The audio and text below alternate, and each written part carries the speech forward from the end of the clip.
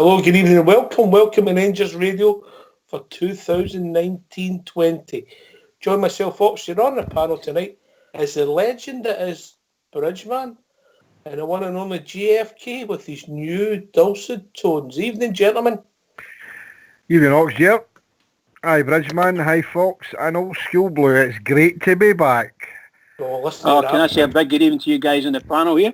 Huge good evening to the boys in the lobby and to all the Rangers fans listening in all over the world. Good evening and welcome to a new season of Rangers Radio. Oh, a new season, Bridge. Listen to that excitement, the voice. You can't beat it. It's like a winning Christmas Eve, isn't it, JFK? It's the truth, by the way. It's the truth. I'm right behind them. I'm just opening up my presents now. Come on, guys, get it going. On the Rangers. You became a bit of a legend over the summer, Bridgeman. I believe you're a Twitter legend. A twit, maybe.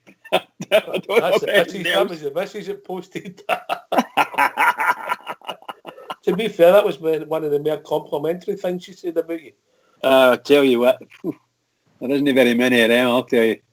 Well, I was talking to Old School Blue and he said you'll need to get yourself an agent. An agent? Oh, God. Aye. Agent Orange. We'll go for that. Agent Orange. That'll do me, bro. That'll do me. How are you, JFK? Everything back to normal? Yeah, everything's good, mate. Everything's good. A few technical difficulties the last couple of weeks now, but I've sorted that out, I think. And don't we know it worries? Yeah, definitely. So look very much forward to the season. Speak to all you guys again and all the Rangers people out there who are listening in all far-flung places in the world. So we're here to May, mate. Let's make sure the end of May is 55. That's all we're asking. JFK, can I just ask from a purely technical perspective, what did you find out what the problem was? My computer fried. It was your computer, right? There was a technical term. It was knackered. Knackered. So as a whole computer, did you get a new computer? Yes, or did you get it fixed? No, I got a new one. Well, not a new one, but I got another one. So. A new second-hand one? Yeah, a new second-hand one. Yeah. He acquired a new one second-hand. How's that? I like it, pal. I like it. Yes. Cash purchase. Well, it would be for Jimmy. It would be for him. Yes, cash purchase. Anyway, obviously with pre-season, with the bounce game, 30-minute game, all positive things seem to be going really well. No injuries, which is really important this time of the season, Bridget. Did you say a 30-minute game, or is it not 30 minutes? 30 minutes, 30 minutes, 30 minutes, mate. Right, okay, cool. I would have just played for the middle one, personally, you know me. Yeah. I listened to something on Follow. The manager gave an interview or something like that, and it's pretty cool, actually. Listen to him. He seems quite happy. So I don't doubt for a minute you're going to be speaking about that anyway. It's only a couple of minutes long, but we'll maybe hear for it in a couple of minutes, JFK. Yeah, definitely. The big thing for me is the injuries. Jamie Murphy's back. We've got competition for places. How the new guys fit in, only time will tell. That's a big gamble, brother. Yeah, the story I read today about with Jamie Murphy kind of concerned me a wee bit regarding he's going to let the medical team decide whether he plays in any of these plastic rubbish pitches. So does that make him in the periphery of the squad, or is he a full squad member? Because if he's not available for every game, or is that the gaffer's plan, is to have as many people fighting for their positions as possible to make it a more bigger squad that can compete in all competitions. So that was I read that interview with Jamie Murphy today, and it was quite telling. Understand that, mate, but I think when you're coming back for such a serious injury, you'll always be governed by the medical people. You know, that's the problem. He's nearly a year out, mate. August. Yeah, 12 months exactly, is it? You know, so it was, and plus at his stage of his career, it's all about trying to make sure you carry on playing. I think we missed Jamie Murphy last year at times, you know. Just having a bit of guile, Bridge. Yeah, I think that, you know, the way it's going to work out, going by what I'm hearing anyway, the way it could work out is Jamie Murphy will be unavailable for 12 games during the season, and that's at least unavailable for the 12 games. So that will, number one, give another person a really good shout, and it'll give Jamie Murphy a break when required. How are you getting 12 games? Well, he goes to three what do you call them? 3 pitches. Uh-huh. These pitches 4 times a season, isn't it? Well, we played them twice at Ibrox, mate. Right. No, but I'm saying overall. Of course, I'm forgetting the fucking home games. Sorry, pal. Sorry. So 6 games in. So there's going to be 6 games in, and that's no counting cup games. So there's going to be a number of games he's not going to be able to appear if the sort of medical side of it goes, and it gives other people a chance. That's just new, mate. That could change in 3 or 4 months' time. Oh, absolutely. Stronger, absolutely. Just for that arithmetic, that was Kingsridge Secondary School. Kingsridge Secondary School. That's its finest. That's its senior secondary, by the way. Senior secondary. That's its finest. That's its finest. 3 2s are 12. The mouth's going all right, and the stuff that comes out sounds all right until you actually examine it. 3 2s are 12, JFK. That's it. 3 2s are 222, pal. But it'll be interesting to see. But I do think we missed the guy like Jamie at times last year. I mean, there was times when Kent, there was times that he was excellent for us. The boy Middleton had a good start. But I think just Jamie, he chipped in with more goals, but only time will tell, Bridger. Absolutely, pal. I think that if you ever watch that again, the incident with Jamie Murphy, you can see that big, what's his name? The big fella used to play right back for us. I can't remember his name. It blew up the egg in his face. Broadfoot. Big Broadfoot. You could see him shoving Jamie Murphy, and that's had a big impact on it. So if he's not playing, there's a good chance all of our players will be safe. Put it that way. But with the bounce game, and you can't read too much in it. A nice wee 2-0 win against Mansfield, GFK. Yeah, I was reading that. Never get any footage yet apart from a couple of wee photographs and that. But it seemed to be a good run out for the boys and that. So, I mean, I think the squad that we've got to know is trying to give as many a game as they can to try and enhance the abilities I've got and obviously get the cobwebs out. But what I read is that they played 3 30-minute games, 3 different teams. The only difference was that I'm sure Alan McGregor was in 2 of the games and Big Ford was in 1, but the rest was all chopped and changed. So he's trying to play as many as he can. We'll probably see on Sunday when we play our first what we call a live game, obviously a competitor, but see how he's wanting to play that. They'll probably be the same proverbial 25 substitutes per half. I think it'll be 2 teams, mate. I think so. That's what I'm saying. They play TNS this week sometime. I think Wednesday. They play them behind closed door at Murray Park, the Hummel training ground. Yep. I think the guys will maybe get another 30 minutes each then, maybe even 45, depending how much they're pushing for the first team, and then they'll get minimum 16 on Sunday for me, Bridge. I think so. He's got a full squad. He needs to get yardage into their legs. He's got to get the legs fixed, Mm-hmm. And it's going to take some time. It does take time, pre-season, but just quickly, and then we'll put it to bed about what he's saying about the training. If you get yourself a mute, lads, we'll hear from our manager, the one and only Stephen Gerrard, MBE. Yeah, I'm satisfied with the work that the boys have put in. I think there was really some strong individual performances within it. Obviously changed the team every half, really. We had 3 times 30 minutes, so I'm generally pleased. I think there's a lot of work to do, a lot of adjusting to do, but in the main, yeah, I'm pleased with the whole week. I think we've got out of it what we come for, a lot of volume in the legs, and I think we've gone into tonight's game very tired, which is good. And clean sheet, a couple of goals, could have had more. Some of the young boys stepped up, so yeah, I'm relatively pleased. I know it's very much not about the results at this time of the season, but Shea and Greg both getting goals can only do their confidence good. Yeah, we said that to the boys before the game. Forget the scoreline. Just get your fitness, get your leg work in. That's what it's about at this stage of the season. A lot of them have got 30 in the legs today, and some have got 60 in the legs, and we'll build that up now. We'll start going to 45 and 60s as we move along. We've naturally got a big squad at the moment, so some will drop out, and by doing that, the quality will rise as well. That's not to say that everyone's got quality; it just naturally happens when you have less numbers. So, yeah, I'm pleased. I think it's been a fantastic week. The boys have applied themselves very well, and probably slightly ahead of where I thought we'd be right now. Yeah, the week in general, the work the boys have put in has been fantastic, and as you say, you must be so pleased with what they've given you. Yeah, 2 strong weeks. I missed a couple of days because I was on a course in the first week, but obviously watched the sessions back, and the first week was strong. And I think again they've raised the bar, and they've put in more distance this week. The quality's getting better. We're adding quality to it.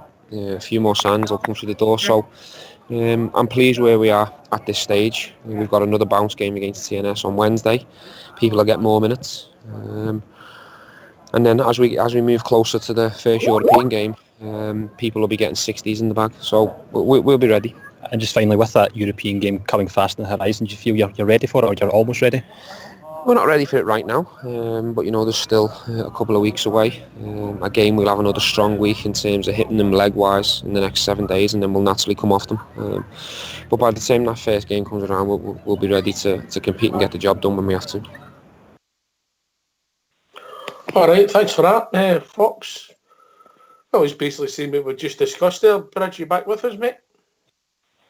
I'm indeed, bud. Aye, just happy with the pre-season, got the fitness in the legs, as you'd like to say, mate, and then you start building it up. Well, that's it. Well, these are the times of pre-season, and anybody that's played football at any decent level will tell you, you can't beat it. To miss a pre-season or even a big part of it and try to fight your way back in again, the level is high. It's gigantic steps you need to do to get there, and you need to be a really more creative player to be able to do that. Somebody that's got shall we say, all the wonderful skills like a Pele or something like that, and they don't come along that often. But to miss out on a pre-season is pretty difficult. So I'm just hoping that all our squad will get a really good pre-season and enjoy it and be ready for the season. I used to miss it regularly with a broken nail, Bridge. I have to admit, I'd never missed a pre-season. I just absolutely loved it. I loved the way. I hated starting it. I hated the running we had today. I hated all the hours and all the sore legs and waking up in the morning can hardly move type of thing, But I can't see. Your legs are that heavy, mate, you think? That's it. And the coach will be shouting, right, give us 4 more doggies here and let's try something else here. Take 10 of them out there and run them. And let's carry each other out the park. Oh, for God's sake. Hard work, but it's got to be done, especially now in modern football. GFK fitness is a big part of the game. Yeah, definitely. The big squad that we've got. I mean, I noticed we've got 5 goalkeepers now. But the size of the squad now is absolutely phenomenal. I know that there will be players drop out, but I watched some of the wee snippets and some of the training they were doing. The guys looked as if they were sweating it off them. Really, really need to be fit for this league. No matter what anybody outside Scotland said about the inferiority of the Scottish football, our boys need to be fit, especially when we've got 8 games next year that we possibly could be playing. Well, hopefully we'll be playing and leading up to the Europa League. So, and take into consideration we've got 4 friendlies in amongst that. So, we definitely need to have players up to the fitness level. And we proved last year that we were fit, but I think that the players that he's brought in will enhance that squad as well. So, fitness levels have got to be at a top level. I here can agree more, but we're moving in the right direction. As I said, I'm really pleased, no injuries. So, it's your show, and if people want to join us, what's the number, JFK? Number is 0141 356 1972. Where else can they join us, Bridge? They can join us on Skype at rangersradio.online, and either Fox or Rollswell Blue, make sure you're in okay, and enjoy. Yes, here. It's always great to hear from new people, JFK. Yep, I've got Facebook. Cherry. Yeah, this yeah. time last That's year. right. I've got Facebook opened up, and I've anyone in Facebook who's got a question that the panel can hopefully answer. Will hopefully maybe put your question to myself or the other guys if I've got that time. But please just keep popping your questions in, the same as I popped my cherry. It was painless, so just you should do the same. I remember who the panel is, mate. Don't make the questions too hard. We could get 3 twos between us. Truth in that, Oxy, I screwed up with my maths. I don't want to upset you, mate. That was arithmetic. Okay, basic maths then. Basic maths. Who's excited you? GFK has come in the door. The boy, I can't say his name, Oje, for Liverpool. I'd actually, you heard me say last season, I'd actually saw him play for the Liverpool under-21s, 23s, whatever you want to call it, Premiership League, and he looks a player. I must say, he didn't stand out for me. He wasn't somebody who I know, but saying what I saw, I thought, he's good. Well, I'm excited about all the players. You know, the boy Aribo looks a player and all. And again, Facebook, YouTube can sometimes be false. And that they only get to see the good bits and that. But he looks a player. He looks the type of player that we do need in the middle there. So I'm pleased about him. Jordan Jones, I'm looking for big things though for Jordan Jones. And you've got to call Stephen Davis a new signing because he was a lone player last season. So I'm looking for a lot of big things for him, and he showed that come the end of the season. So as I've always said, onwards and upwards, and really, really pleased with the 7 signings that were brought in. So and that they're hopefully going to be more. So yeah, I'm pleased with what we've got so far, Oxford. What about yourself, Bridge? Now you've had a few weeks to sort of digest some of the signings and look at some of the stuff they've done. What's exciting you, mate? Well, much like JFK saying there, I'm really looking forward to seeing if they get a chance to play as Jordan Jones and the young boy Hasty from Motherwell. Stories going and saying the possibility that one or both of those will probably end up getting loaned out. But these people quite excite me. I like people that can run anywhere close to the 18-yard box and have a dig. And I've seen a couple of wee things. Again, like what JFK says, sometimes it's a compliment to them, but and it might not be the real thing. But like Jake Hasty scored some smashing goals, cutting in through the right to inside left, and vice versa with the boy Jones. He runs down the left wing and comes into the inside left position and has a go. And he scored against us in adversity. He scored a few goals like that playing for Kilmarnock. I'm not saying last season or anything like that, but he's playing well for Northern Ireland. So I'm really looking forward to that. And once again, JFK again, he mentioned Stephen Davis. I'm really looking forward to Stephen Davis blossoming now. He's had a good 6 months, struggled the first 2, started to go in the next 2, and there you go. He finished up the season like a Trojan, absolutely superb. And hopefully his pre-season will pick that up for him, and away he'll go. And I'm sure he'll wave some magic wands in the middle of the park and really keep the midfield going. That's what I'm looking forward to. Yeah. There's all the players I'm looking forward to, of course. I'm very interested. You mentioned the boy Hasty there. It looked as if he was going to be bought to go out on loan, but only time will tell.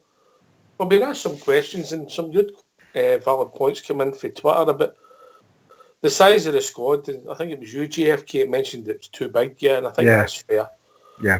I mean, out the guys, who do you think that this came from? Let me get the person a shout out. I think it's only right. I've took the time to ask us something. So this came from, let me see. This came from Craig Gallagher on Twitter. It's asking Rangers Radio, who's top of your list to leave this season on the off season and why? Well, I saw an interview. Well, he didn't actually say it in the interview in the flesh. It was in the newspaper, and it was 3 papers I picked up. And you heard me say to you last season about Ross McCrory. Stephen Gerrard did say that Ross McCrory was going to have him and Ross McCrory were going to have a chat because if he expects to play every game, that's not going to happen for him. So I still stand by my bed, as I say. I still think Ross McCrory will go. I think he's surplus to requirements. He might not go as a transfer. I think he might definitely go as a loan. That might not suit him. So I think further down the line there might be a transfer. I think Jake Hastie will go out. I'm 100% sure that Big Lafferty's had his time at Ibrox. The goalkeepers, I mean, we've got 5 goalkeepers. Andy Firth, Robbie McCrory, obviously, and Alnwick, Ford, and obviously my number 1, Alan McGregor. I think 2 of them will go. What 2? I think one of them will be Alnwick, who will go. Andy Firth, I think he's got the gaffer's got a lot of time for him. I think he's got a future at Ibrox. Up front, we all know what the conundrum is there. Who's it going to be? I mean, I don't think Daniel Candace will get a lot of fit by this season. Oh, wait a minute. Oh, listen to the question. Who's top? Not the whole 3. Who's top of your list to go? Top of my list to go? It's going to be Lafferty, isn't it? Right, all right. Big laugh. Is that your first choice? Oh, to see, I'll give you your top 3. Who's your top 3? My top 3 would obviously be Aaron Gresda, Kyle Lafferty, and probably Joe Dudu. I forgot about him. He's come back, isn't he? Is he away? I don't think he was on the pre-season, was he? I don't know. I noticed him on the pre-season, but I might be wrong, mate. I don't think so, but I might be wrong. When you look up the pool for this season, it's been... Let's forget about Dodo, but that's 2 more forwards this year. Does that leave us a bit light in the forward department, JFK? I still think the gaffers get makings to go out there and bring somebody, if we're going to call it the marquee signing. I know there's been talk today about Sturridge, but for me that's a no-no. I think he's an injury-prone player, but would he do something for Rangers in the Premiership? Possibly. I still think, myself and Fox had a bit about the Fred, Alfredo, and as much as he annoys us always his temperament and all that, I want him to keep that temperament, but what I want him to do is I want him to be a bit more wiser. I wish the gaffer would get him, if somebody hits you and you go down, because they'll go down as soon as you hit them. So he's going to be a bit more on the pitch and be wiser to his surroundings, and make sure that if he's going to get hit, then it gets the player sent off. And if some people deem that as cheating, well, I'm sorry, but for me it's no. The guy across there, can't even say his name now, he's been doing it for years and getting away with the Scottish football. So Alfredo's got to be wise to that, and if he's fouled, go down, as long as he's not blatantly diving, and he needs to stay on the park. Less back chat the referees. So up front, I still think we still need another striker up there, even if we keep Fred. So because Jermaine Defoe will last 50 odd games next year. All right, Bridgeman, your top 3 people to maybe cut for the squad, mate. Your personal view. One personal view right at this moment would include Kyle Lafferty.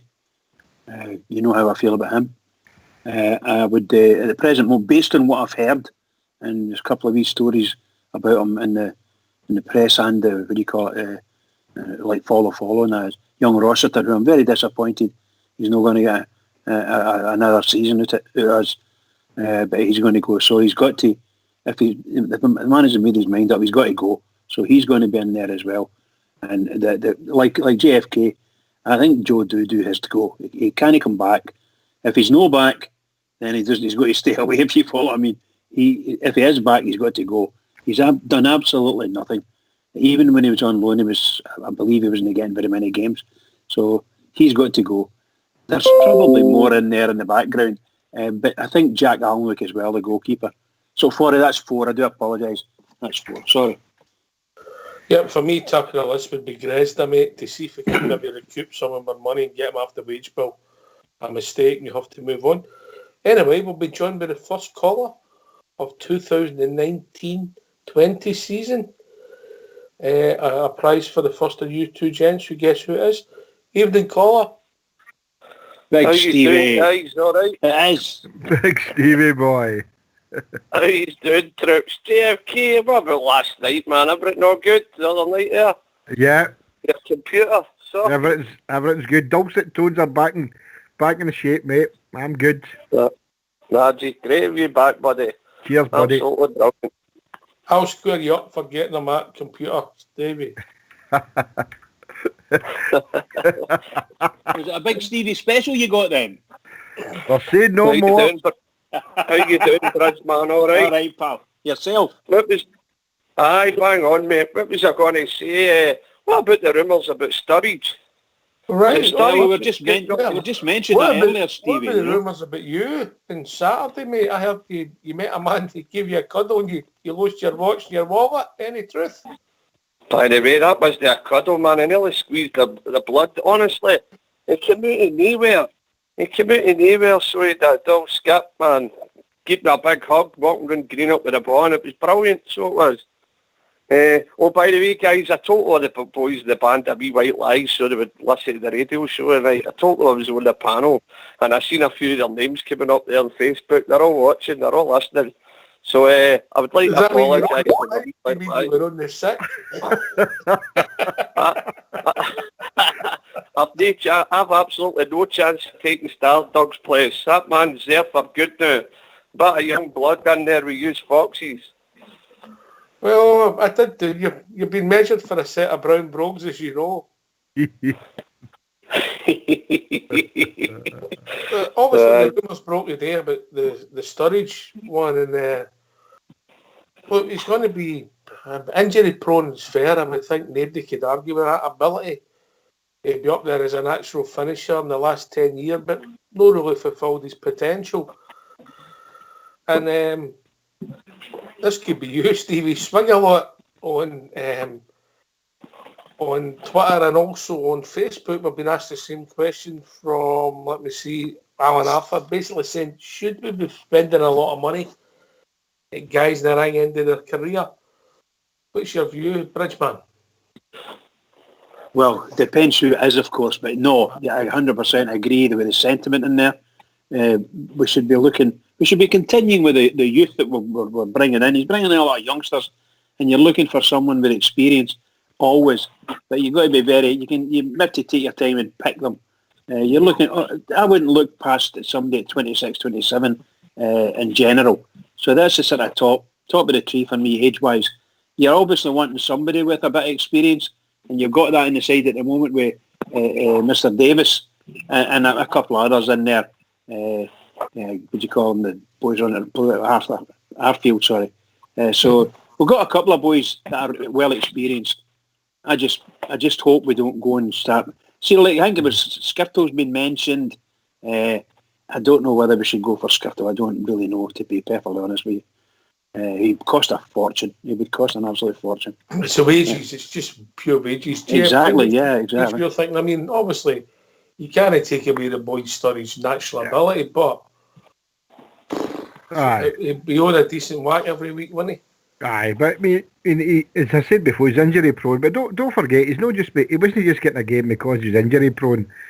Seemingly, if the right word I'm looking, he's a bit of a pain in the arse. He's a bit of a diva. And then him and Klopp fell out. You know, he thought he should have been an automatic choice up there. So we don't need him. But me personally, I want to touch him with the shite end of a stick. So no for me. You know, there's a lot of guys asking, you know, I mean, would Sturridge be a good signing? For me, no, I don't think it would be. And there's Skirtle's been bandied about. Stevie? Sorry, Ox. What be yourself? Would there be somebody you'd be? Listen, it's just like most of the minute you're linked with, you don't know if they're in a blue jersey. It's trial and error, isn't it? I mean, a lot of big names have come up here and they've been down the road with their tail between their legs, you know, on both sides of the east end of the city and here. But it's like everything else, it's a gamble. But yeah, I mean, one thing, I mean, Sturridge, I mean, he's well known, you know, he's not Liverpool because he's a donkey, you know what I mean? And he's not going to break into that team, I don't think. He's not going to get... But the bottom line is, guys, it's trial and error. Sometimes the badge weighs too heavy on some people that come up. up the road, and they get a wee bit of a fright, it's a bit more physical and they fall and they get caught with the speed of the game.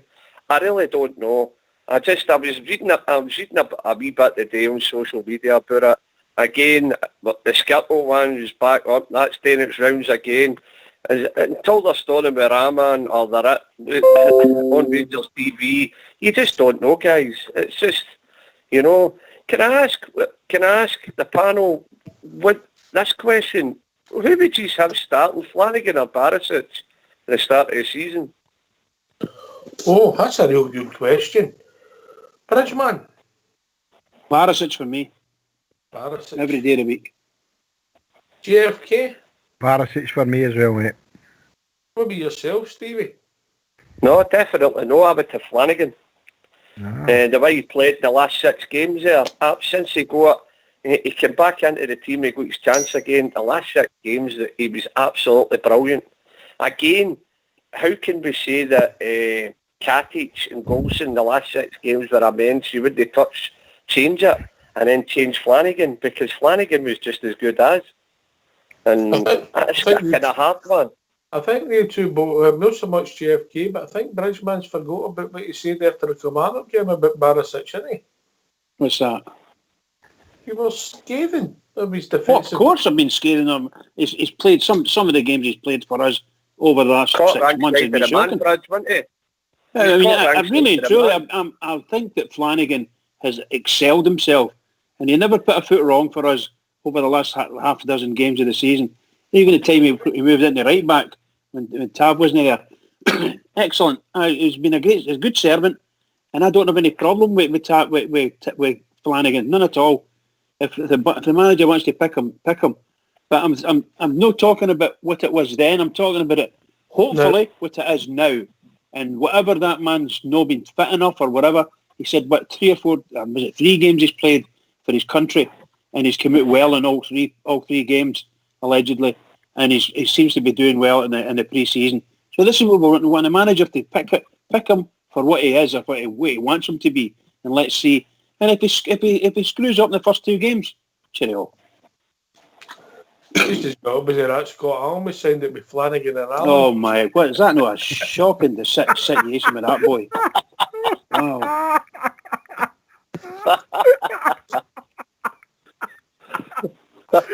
Oh, dearie me.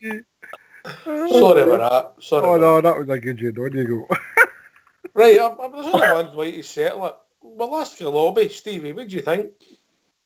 I fling it in. And while you're there, asked him about Fox interviewing one of the women's football team. That was a belter the other night. If you listened to the rerun of that, I was howling all day in my work, so I was. That was a good story. Oh, brilliant. Who would you start at left back? Some people might even go for Andy Halliday, surprisingly, but the question for Stevie for the drum is, who would you go with left back? B for Barisic, F for Flanagan, BF. Simple as that. We'll find out with the pollers in the lobby, yeah? I think a really good question there. I think at left back, John Flanagan came on to a good game, but it's still not his natural position. You can see at times, whereas Barisic has got on it. He's a big, strong boy. He's physically athletic up and down the park. He's got a great left foot. I'm still not convinced, Stevie. No, I think, me personally, I think our game is too physical for him. I really do. I mean, when he had the bandage in the head when he was playing with, who did we sign him for again? Ozzy. Honestly, God, you were like, what a player that boy is. Flinging the boys in. He was absolutely brilliant. And I don't know what's happened to him. The first game, the first couple of games at the start of the season, he was great.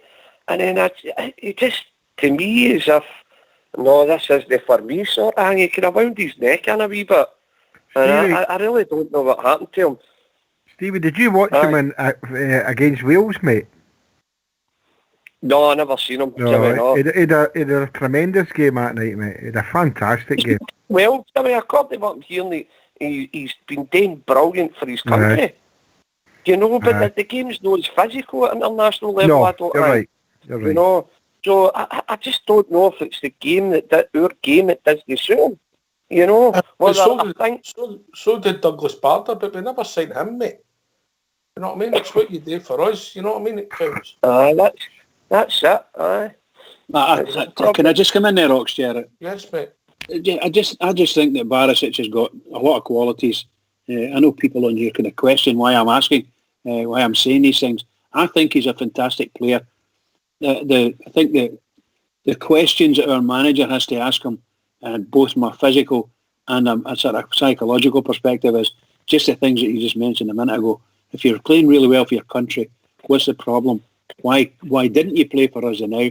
We don't know. He might be out there in the pre-seasons and he might be showing himself up to be an absolutely fabulous player and he's going to be a number one pick. That's a probability for me. But if the question then got to be, if you can do it for your country and do it consistently well, why can't you do it for the Rangers consistently well? Because it's a going to get a big gap in his career. It's a great question that Stevie's asking there, because, I mean, with the new signings we brought in, Oxshare, I mean, if you include Andy Halliday in the equation, we've got 8 defenders there, so you need to pick 4 out of 5. You know what I mean? Mm-hmm. You've got Tav, you've got Barisic, you've got new boy Edmondson, right? Obviously you've got John Flanagan, Connor Goldson, Katic, and Mark Polster, and then if you put in Andy Halliday. So the question Stevie asked there is a good one. That, I mean, would any of them? No, would you play Andy Halliday instead of Barisic? For me, no. No, I think what I saw there in the last couple of games I watched the internationals when he was playing for Croatia, and he was up against Bale, and he had a fantastic game. He man-marked him right out the game. So I would give the guy the benefit of the doubt, and I'd have him in this for the start of this season. Obviously with Big Tav in the right back position and Goldson and Katic in the middle. That'd be my back four to start with, definitely. Anyway, the poll in the lobby, Stevie, was overwhelming, over 80% in favour of Barisic, mate. Oh well, what do I know about football? Can I just repeat, Stevie? I don't think that's anything to do with how good and how well Flanagan's been playing. Flanagan's put a smashing time for us. He's never really let us down at all. And no matter what the manager has him to do, he's been out and done it and looked really good doing sometimes as well. I just think Barisic, I think he was carrying an injury. That's what I think. And it's made him look really bad. Hopefully that's all over. It's all past him. And he gets some training in, and the manager starts to see the benefits of him, having him there, and we'll see what goes on for there. I think if you said to anybody we're not sure whether we should start the Croatian left back in our team, they would be laughing at us, wouldn't it, really? Yeah, it would be, yeah. Mm-hmm. I know. You know? Oh, he's definitely no slouch. I mean, you don't get a game with Croatia in the international team and you're not a good football player. You know what I mean? But it's just, I think, I can see Flanagan get in hard tackles, right? No, and I can't see Barisic doing that. For the big boy that he is, you think he would be doing that, but he doesn't do it. It doesn't look part of his makeup, there it is. Look, Bridge, you want a killer, you want a big central defence, you want a killer, right? Every week you're going on about a killer. I mean, look at the size of that big boy and the frame that he's got. Yeah, 6 feet. Wow. I can't see him putting a hard challenge in. He hasn't done it up to now. And that's what I like about Flanagan. I think Flanagan's got, I don't care who your attitude, I'm your man, I'm marking you right out of this game. And I think he's been great the last 6 games. I can't see by Flanagan. You know, if it's no broke, don't fix it. I certainly wouldn't disagree with you so far as that's concerned. I'm just meaning from a pure skill and ability perspective. If he passes all the tests that the manager's going to give him, and if he's fit and his attitude's right and so on and so forth, all the things that the manager's looking for, but he's got to give him because he has got the basic skills.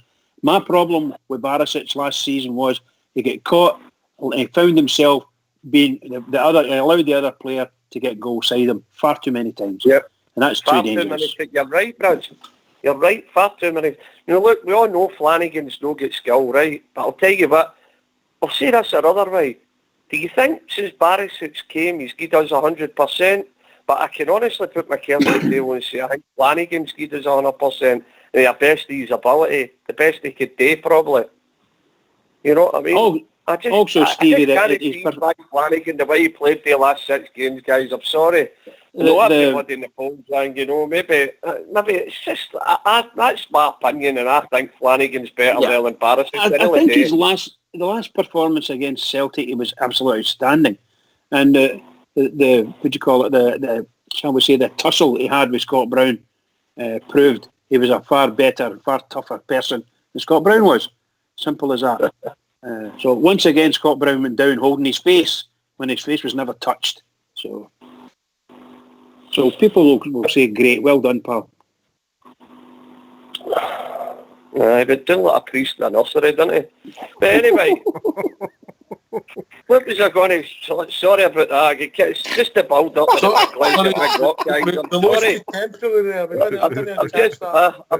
I'm just back with band practice. I'm on a wee... I'm buzzing. Sorry, guys. Are we going to get a live performance over the season for the... Whenever the viewers in the panel need a live gig, guys, we're there to do it. We'll be there to do it for them. We're part of Rangers Radio. We love it. The band love it. They're all listening in the new because I told them a wee white fib tonight. I'm going to get tortured for that on Saturday when they see me. But anyway, you might find that's later on in the week. I was doing scout. I was in Port Glasgow on Saturday listening to all the bands, mate. I done a wee recce. Never seen Stevie. He must have been hiding right away. I was under the bridge. I was under the bridge, Stevie, where you all kicked off. Aye. I've never seen you, Flux. I was looking for you. I seen the two Drum Chapel bands. I think the Orange and Purple were there as well, weren't they? That's correct, aye. Good wee bond too. Aye. But anyway, no, I never seen you, mate. The two things you can see for the moon and all me in the China Law, you couldn't see me. No, never seen you. Obviously that 5 and 2's working, Stevie.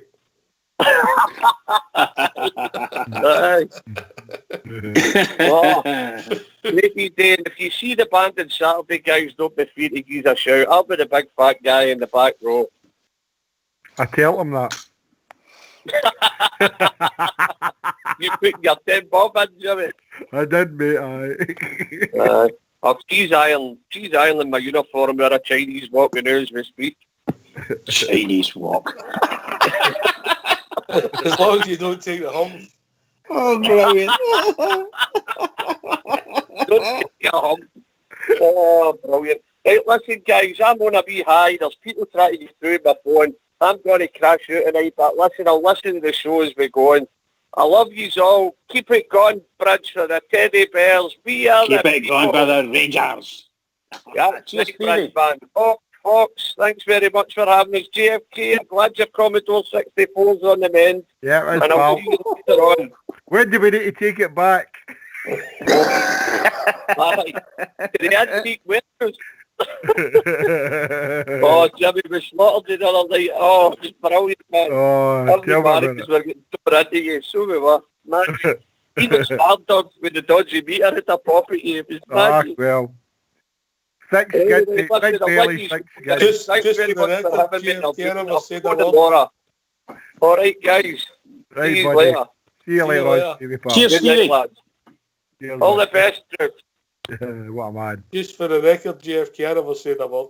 Oh, hey. I heard. But thick skin. What a man. What a man. Aye. One of the best. Anyway, if people want to join us, give their thoughts and the new signings, the old signings, there we go. We're talking about competition for 2 people over there last season. What's the number, Bridge? The number's 0141 356 1972. Or join as well. Where else can you join us, JFK? You can join us on Skype at rangersradio.online, and the nice Old School Blue and Fox will put you right through, and you can talk to us about anything about the Rangers. It's good to see that Fox sneaked in there. Did you hear Fox sneaking in there? Did you hear him? I heard something, but I couldn't. What was he saying? Bring him back in to hear him. He's a good judge, your Fox. I just want to know, so far in the signings, who's exciting him, and what does he make of these storage rumours? Fox, are you with us, mate? I am indeed, Paul. I've kind of liked some of the signings. A lot of unknown quantity in them. But I trust the manager and I trust Mark Allen that they're bringing in good quality young players into the team. Sturridge, we could always half his wages the time we get the money off of DVLA for his injuries, so that'll save his money. I don't know about Sturridge, mate. A lot of money for somebody who is a terrific player. But as people say, it's maybe his attitude's a wee bit wrong. As soon as he gets a wee bit of a bump of toy, he seems to get injured, But a terrific player. I wouldn't complain if he came in, mate, would you? The deal would need to be right for me. It might have to be some kind of paper play, mate. If that makes sense. He's not going to come up here in a deal like that, Ox, is he? If the money's no right. Chance. I think we would need to hope that there's been a couple of teams in for him and he fancied him, but they never took him. And we are maybe the last hope to sort of resurrect his career. And he does a deal with Mr. Gerrard that he's going to come up here and actually play at the top of his game. If he comes here and plays at the top of his game, then he would be worth whatever money he's asking for. Do you know what? But if he comes up here asking for the money and then doesn't play at the top of his game, it's a waste of money. Sorry, pal, what did you say? Here it's Daniel Sturridge, 90,000 he's on. He was on, I think his contract's done, isn't it? Aye, but he's on 90,000 at Liverpool. What kind of cut is he going to take? He's not going to take a 50%. So we could have... I think I was meaning that, Jimmy. Sorry for interrupting. I think I was actually meaning that. We would only get him if he was desperate. Let's put it that way. I don't mean desperate for money. I mean desperate to get his name back in again, be able to get a stage big enough to sort of let him rejoin the football area again. Because at the moment he's going nowhere, and it's going to be very difficult for him to get in. I know there's loads of teams will turn in and say, I don't know whether they can afford him or not, to be honest, but they'll say, Daniel Sturridge here, come in here and play for us, Quick off the mark, we've been joined by Rudy Bear. Evening, Rudy, how we doing, mate? And Jim on the phone, mate. How we doing, guys? How we doing, Jim? How's things, mate? No bad, by the way. I had to phone in there, by the way. Who made the DVLA comment there? Fox. I think you made that blunder there, boy. It's DLA, no DVLA, the man's been in a car crash, aye? Aye, I'm having a car crash, mate. Brilliant, man. Listen, I'm really excited. I'm really excited about seeing Jamie Murphy this season, by the way. I think we missed him big time last year, and that's the man I'm looking forward to seeing this year. It's a good replacement for Kent in the latter half of the season, but I think Jamie might have gave us more goals, if that makes any sense, Jim. I think we missed him big time when he went out the team last year. Aye, it's an interesting point. I mean, sometimes in football you become a better player when you're knowing the team, if that makes sense. Aye. Well, they're saying that about Kieran Tierney, man. He's been injured for about 8 months, man. He must be the only player in the world, by the way, that's got injured and been out for weeks, by the way, and worth millions of pounds more when he comes back. Who? Aye, you're right, who? We've also been joined by Rudy Bear. Evening, Rudy. Evening, Ox, Stuart. How are you doing? Hey, Jimmy. Oh, hey, Ox. All right, Rudy. How you doing, guys? Hey, Rudy. Right, Bridgeman, how you doing? Hey, what did you have for your dinner tonight? Come on. Oh, a nice big pile of sweet and sour chicken, Bridgeman. It was Sweet and sour chicken. Bits of pineapple, bits of red pepper, green pepper. For God's sake. Sweet and sour. My mouth's watering, by the way. The girls are running mad. Right, what kind of rice? It was brown rice, stir-fried rice. It's lovely. Oh, yeah. I have to say, Rudy, you're so lucky. You're so lucky. That woman cooks you that. Wow. Put that in. What's that? A wee pita bread for that? A wee pita? No. Need pita bread with it. Need pita bread with a sweet and sour this time. Right, That's something I possibly could mention to the Ox, couldn't I? You know what I mean? What's that, mate? That's something I could mention to her, isn't it? See what kind of reply I get back off of it. Well, but where's the pita bread? I'll be right. We can I'll wrap tell it you in what, your nut. Rudy, you mentioned it, but I'm not there because I'm not Exactly. So did you chase it down with a little wine then, Rudy? A little wine? No, I had a bottle of Hatherwood's. Oh, right, okay. Go on yourself then. A wee craft ale with it, Bridgeman. It was very nice. Very nice. Sounds really good. So that's what kept you? Aye. I was just finishing it off there. You're talking about you were talking about Barisic. I was trying to get in. I just couldn't get the internet up running properly there for a bit. But yeah, on engage your views. Flanagan, I'm with Stevie. Flanagan. See, the thing about Barisic is, I don't know if he's toughened up since last season, but to me, he was like a wet rag at times. Oxley really was. And when you look at Flanagan's performances in the last 6 games of the season, see when I seen him laughing at Scott Brown after he more or less stuck one on him, or Scott Brown accidentally ran into his elbow, whatever way you want to put it, and then he's winding Scott Brown up after it. Scott Brown's having a wee whine at him, and Flanagan was laughing away at him and saying, "Ah, you're right, son," whatever. You know, that for me, his last 6 games of the season, I thought he looked trimmer, he looked fitter. He got forward a wee bit more than he normally did in previous games to the season. But he's not that kind of, he's not a James Tavernier kind of player. He's not going to get up and down that side of the park all day long the way Tav does. He's more a traditional style left back or full back. You know, he's a right back in actuality. But for me, it would be Flanagan. I know what Jimmy's saying. You don't get into that Croatian side if you can't play football, and I totally agree with that. You know, the Croatians know their football. But for me, I think you need a bit of steel, I think, at the back there, and I think Flanagan's got that. Barisic, hasn't he? But then Barisic he's got skill compared to Flanagan. He's got that left foot, which is as sweet as anything when he decides to use it. You know. Right, I'll ask a question slightly different to you, Rudy. Yeah. Yeah. We're playing St Mirren at Ibrox. Who would you play? Who would I play? Right. St Mirren at Ibrox. I would probably go with Barisic. We're playing Celtic at Ibrox. Who would you play? I'd go with Flanagan. I think that's a conundrum because between they're so different, yeah. That's right. There's a big difference in their styles. You know, we all know that. We can see that. You know, Flanagan's my type of left back. My type of full back, should I say? You know, he likes the meaty challenge. As I said, when he got dropped for a wee bit. He came back in for the last 6 games of the season. He looked fitter, trimmer. Is that your dinner on Wednesday? Meaty challenge. But he did. It looked like he'd gone away and worked really hard, Ox, and he came back in for that last 6 games of the season, and was a huge part of that defence for me. You know how well the defence played in the last 6 seasons. Fair. I think it's fair. I think I get what Bridge is saying. Barisic has got a nice left foot. He's comfortable on the ball at times. He's got all the assets. You think he could be a player, but you can't argue with the fact that you're going to get 100% commitment for John Flanagan, because that's what he gives you.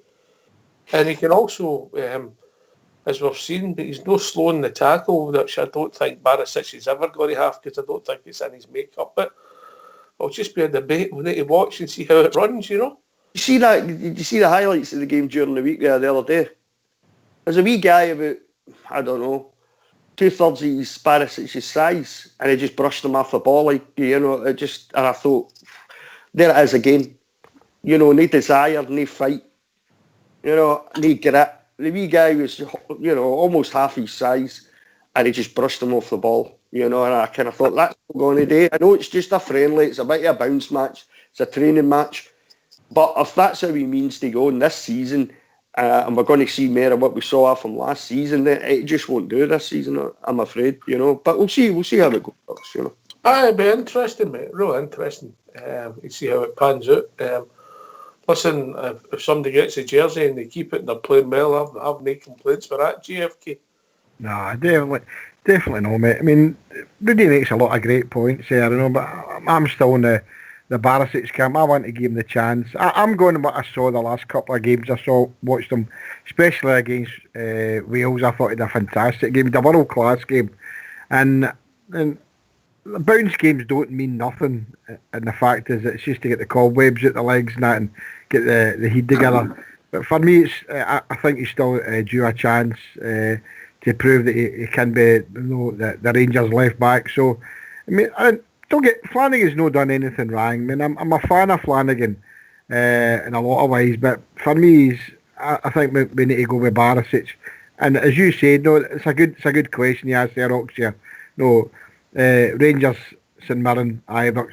Rangers or the puddle drinkers at Ibrox, who would you play? And you're probably right. The Flanagan one game and Barisic the other.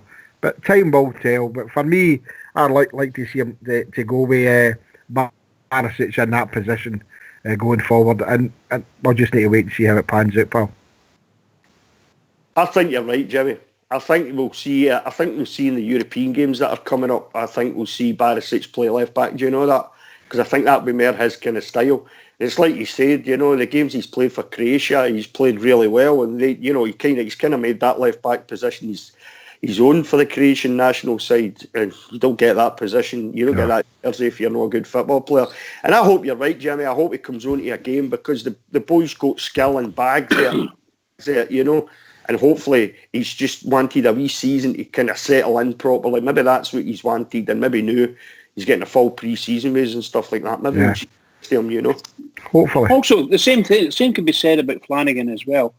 Excuse me. His first season he did quite well, but he's now got a full close season with the boys, a pre-season, and the manager might see him and say, "My goodness gracious, now he's really came on. Let's keep him in." But we just don't know. I just think from a skills perspective, Barisic is the man to start with. But we can't afford the way you sort of described it there, Rudy.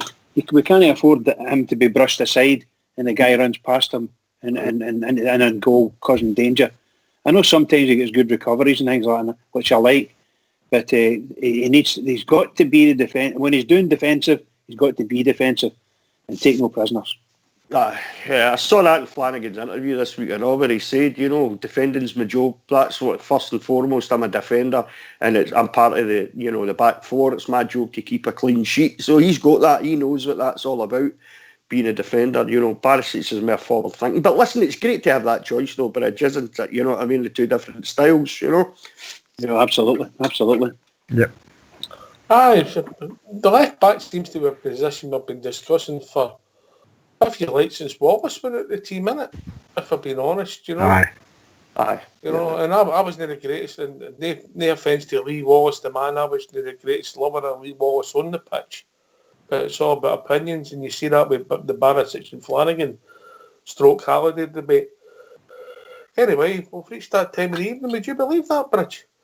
It's going through, and it's going quick. Oh, God.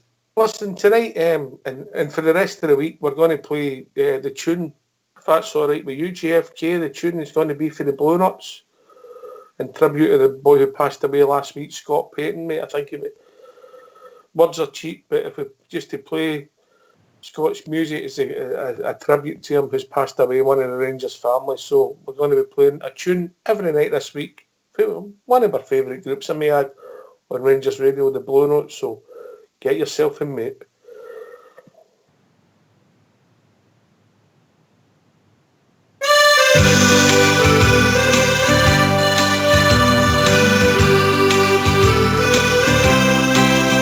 I've sailed the wide Atlantic, crossed the broad Pacific shore.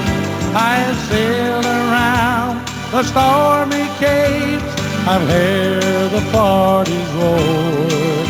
I fly the Indian Ocean, I've sailed the China Sea. Well, there's a sea back home in Scotland, means more than all the rest to me. It's the blue, yes, the blue sea of eyebrow. It's the greatest sight that I have ever seen. It's the blue, yes, the blue sea of eyebrows. And it happens when the orange beat the green. No more I'll sail the seven seas, no more I'll ever roam. No more I'll feel the urge again, I'm back where I belong. At 3 o'clock each Saturday, I'll join a happy throng with Rangers banners all around will proudly sing this song. It's the blue, yes, the blue sea of eyebrow. It's the greatest sight that I have ever seen. It's the blue, yes, the blue sea of eyebrows. And it happens when the orange beat the green.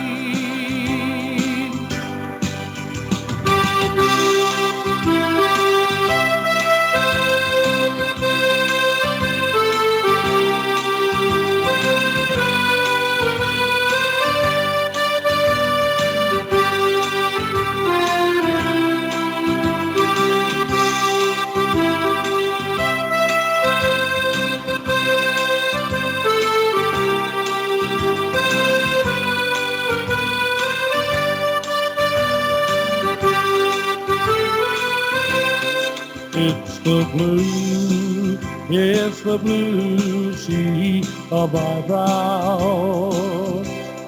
It's the greatest sight that I have ever seen. It's the blue, it's the blue sea of eyebrows. And it happens when the orange beat the green. And it happens when the orange beat the green.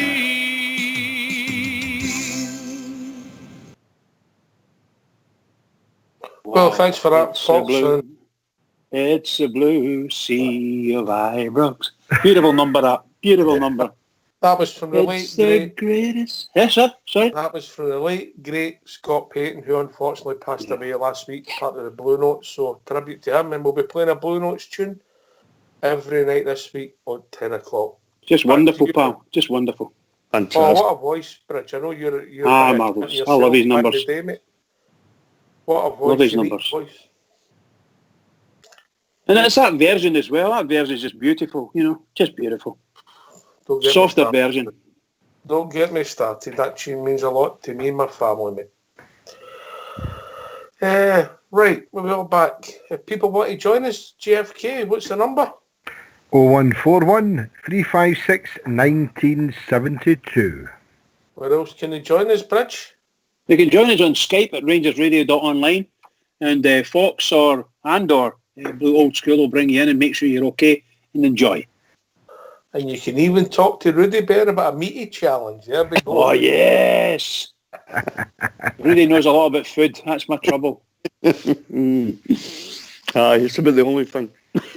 No. Steady boy, steady Don't put boy. yourself down, Rudy. That's my joke. Touché. What about the signings, Rudy? Well, we talked, obviously, before you come on. What's your thoughts, mate? I think Jordan Jones can step up on our level. I think the coaching that he'll be getting, you know, since he's joined us, I'm looking forward to seeing that boy. I still have this hope that we'll get Kent back as well on loan. I don't know whether that's going to happen or not, but you know, the idea of having Jordan Jones on one side and Ryan Kent on the other side, I think that would terrorise defenders. The pace the two boys have got and the trickery that they've got. But God, what's he? I've forgotten his name already. The big fella for thingy down south. He looks like a bit of a unit anyway. I saw him the other day standing next to Stephen Gerrard, you know, a couple of wee things on Rangers TV, and it looks like he's a bit of a unit, the boy. I'm looking forward to seeing him. Joe Aribo, aye. I'm looking forward to seeing Aribo Ox. Thanks for that, Jimmy. It's an age thing nowadays, mate, you know. Oxshare was telling me that, aye. So I'm looking forward to seeing Remember, Rudy's a lot older than me, Joe. Aye, doesn't sound it anyway. You want to see him, mate? He looks it. Good food does that.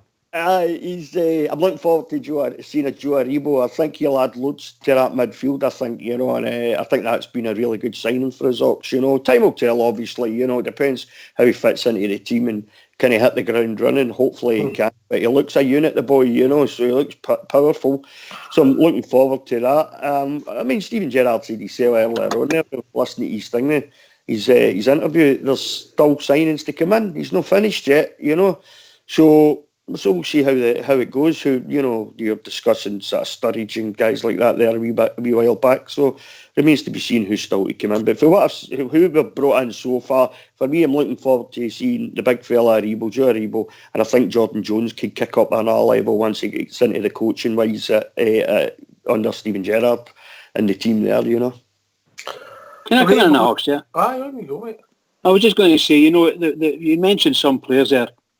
I love something about me, but I just love people, left-footed people watching playing football.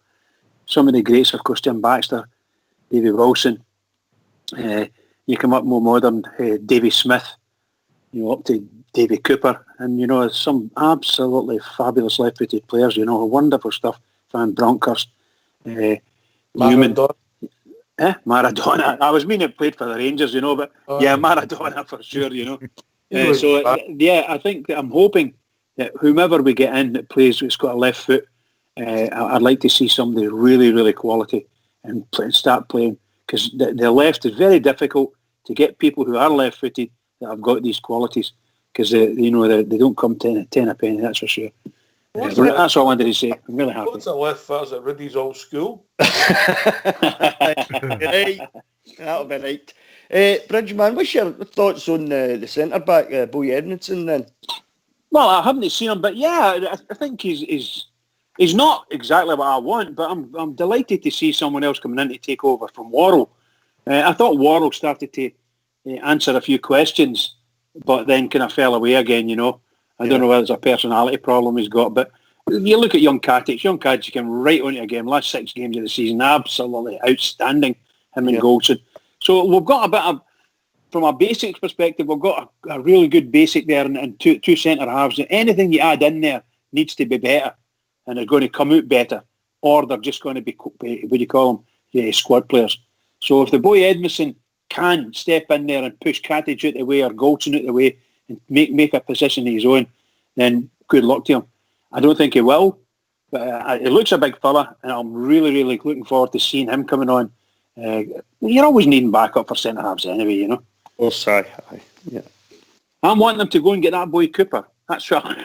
You've been up for a while, Cooper from Millwall, mate. Yeah. I've been told that this Boy Edmonton for a centre-half can shift, Bridge. That's what I've been told for people who've seen him in the world. He looks a big, I don't mean tall. He's tall as 6'3.5" or something like that. And that's tall, but I'm wanting something a bit taller. But he's got a big build. He looks a huge guy, that way. And if he can move with that big gift, he's go, wow.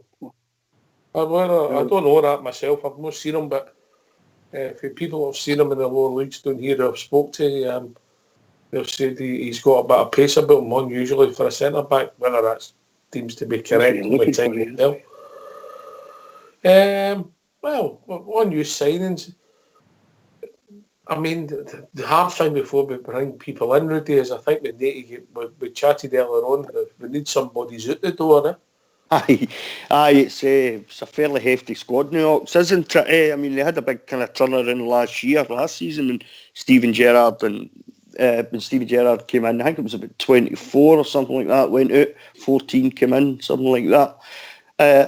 It's looking, the squad's looking a bit heavy now.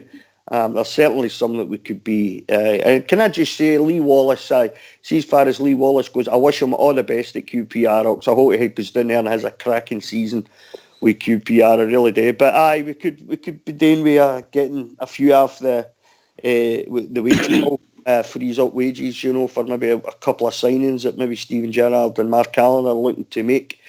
But it's getting them out the door is a problem, Ox, Money that they're on at Rangers is kind of off-putting for some teams, Maybe they'll be looking for the same kind of money elsewhere, and that could be a wee bit of an obstacle, I suppose. But we certainly need to get a few bodies out the door, I think. I think really, with Lee Wallace, mate, he goes with everybody's best wishes. Of course he does. He does indeed. Did Jason Holt go with him?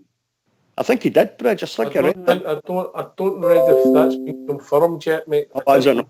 Right, okay. I did read that it was rumoured that Jason Holt was going on. Anyway, talking about legends, we better make this brief because it's a busy show. We've been joined by Stardug. How are we doing, Stardug? Hey, Stardug. Rocks. Right, Stardug. Everything How's you alright? Everything good with you? Aye, everything's good with me, mate. I was listening to the start of the show when you were talking about Daniel Sturridge, mate, and then I kind of had to go to see the Rangers and that, but, mate, he's never going to come to Rangers. Gerrard's never going to sign that guy. I think we're all on the same bait. I think we all agree with you there. It broke the press tonight at tea time, didn't it? Aye, see, it was just going back to his audiobook, mate. His attitude, he doesn't like his kind of attitude, man. And I would rather Danny Welbeck, but I mean, if we get it, it's all one getting a name. But when are they going to play him? I mean, I would really like to keep Morelos this year. I don't know about any of you guys, but I would like to keep him, mate. I'd like him to be the main man this year. Yeah, I said that at the start, Stardog. Did you, mate? You turn your volume down just a wee bit, mate. Yeah. Sorry, is that better, Hawks? Just turn it down a wee bit, mate, and that'll be fine. I'm the same as yourself, Stardog. I said at the very start, I mean, I know we all talked about the temperament that Alfredo's got and that, and the sendings after that, but I want him to keep that temperament. Definitely. To use it better on the field and be a bit more wiser about what's going on around about him. And I'm like yourself, I want him to be our number one striker, with Jermaine Defoe that playing alongside him at some parts. So I'm the same vein as yourself. Daniel Sturridge, I want to touch him with a barge pole. No, mate, and I mean, I'm like you, JFK. It's all one getting a name in, mate. But today, well, at paying him wages to sit on the bench, Alfredo's there, mate. He's got to be the main man, isn't he? No, it's not just about the wages, Stardog. As I said before, I mean, I said to the guys earlier on, his attitude's pretty poor as well. Yep. You know, he thinks he's the be-all and end-all, and we don't need that at Ibrox to upset anything that's happening. Remember what the story was, lads, and put it into perspective. He'd moved to 64. It's a bookie. Somebody's made like a no, but it's still worth a discussion, Oxford. The fact is that there's a lot of guys out there that are thinking, some are quite excited about the prospect of getting Daniel Sturridge, but let's look at it realistically. For me, no worth the money, injury prone, and he's a bit of as I keep using the word diva, he thinks he's a better player than he is. So for me, it's a no-no. And whether it's paper talk or no, for me, it's a no-no. JFK, can I just say that, Rob? I don't know if you guys seen it today, but I seen 3 strikers linked with us. One was Andy Carroll, the other one was Sturridge, and the other one was Welbeck. And can I just say, out of the 3 of them, I would rather Welbeck out of the 3 of them. But what I also will say is, if you look at all 3 of their careers, mate, they're all injury prone to death, and I just wouldn't want to take that chance in any of them. Good choice. I don't think you could argue with that starting out. I think they've lucky if they played a season between them, in the last 3 years, Yeah. Yep. But I mean, obviously paper talk, and we'll take it to come. But what I will say is, if the manager wants him, and I think we've got to back him, Rudy. If he wants anybody, we've got to back him. I mean, any signing, as you've often said, Ox, any signing, you have to see how they're going to do. You're going to fit in, they're going to be suitable. You don't know these things. It doesn't matter about the name or, how big, what they've done in the past. Playing for Rangers is a different kettle of fish. We've seen players come here in the past and they haven't worked out, I kind of agree with Stardog. I don't know if I'd take any of the names, that he's just mentioned. Injury prone to, and you kind of think, do we need something like that now? A big wage sitting in the treatment room, for like 3/4 of the season. This is a huge season for us, Ox. But for me, if Steven Gerrard wants any one of them or anybody else for that matter, and if he decides that's who he wants, you've got to back him. You've got to give him his mind. He has to be able to pick his players. He has to be able to pick his transfers who he decides to bring into the squad. It's up to him. If he picks any of them, he's got my back 100%. But as I said, this is a huge season. The last thing we need is guys sitting in the treatment room when they should be on the park doing the business. Also, it's a silly season as well, Bridgeman, eh? Yeah. Yeah, absolutely. Yeah, it is. I kind of agree with the guys when they're saying these things. To me, it's all up to what the manager wants, and the manager needs what he sees. After he sees the boys at the pre-season, see how they are, and they're looking all right, are they responding to everything he wants them to do? And if they are, then he might not need to go out and buy as many players as you think. He might only want to go and get one. You follow what I mean? But it's all going to be up to him, and it's just as the boys said there, whoever the manager wants to bring in, I'll back him, 100%. I'll back him. I just hate to think he's going to bring in people, just like the three names that were mentioned there, who are, shall we say, historically lame, injured, constantly injured. And we cannot afford half a season injuries. We can't afford it. So lame. I like that. well, they are, aren't they? Yeah. He's right. You look at Andy Carroll. No disrespect to Andy Carroll. Very dangerous opponent if you're playing as a centre half in the defence area, and he comes charging it. He's a big fella, and he knows where the goal is. But if he's on your side and he's lame, he walks in and I'll just take an injection or whatever else he gets just to get him through the game type thing. I don't know if it's happening like that. Yeah. But he's hardly played very many games over the last 2 seasons for West Ham. It is West Ham he's with, isn't it? It is, yeah. Yeah. See, Sierra, can I come in? I think our biggest exodus of players is going to be in midfield. We've got 11 midfield players, mate. 11. There's going to be at least 4 of them are going to go. Or if they're not in the squad, they're not going to get a game. The one I spoke about before is Ross McCrory. I still think he'll go. Jordan Rossiter obviously will. We've brought Greg Stewart in. We've still got Scotty Arfield. We've got Stephen Davis. Greg Docherty, what part is he going to play? Is he going to get loan again? Is he going to come back? And then obviously we've got Graham Dorrans. He never went to the wee training camp in Portugal. So it looks as if he's surplus. Andy Halliday we will keep. Jason Holt was another one. He's gone. He will go, and we've got Ryan Jack still there. Halliday and Holt in the last year of their contracts, mate, Aye, and we've got Glenn Kamara as well.